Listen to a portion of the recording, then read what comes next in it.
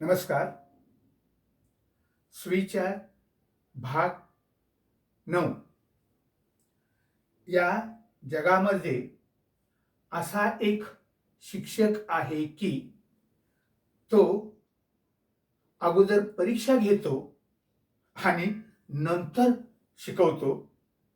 त्या शिक्षकाचं नाव आहे अनुभव, अनुभव आणि अनुभव.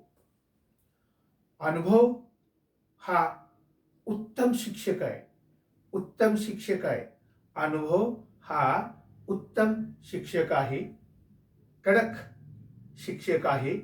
पण त्याची फी फार जबरदस्त आहे.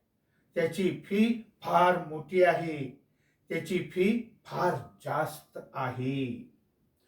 संकटे आल्यावर माणूस दरिद्री बनत नाही, तर तो शहाणा बनतो. लक्षात ठेवा. धन्यवाद.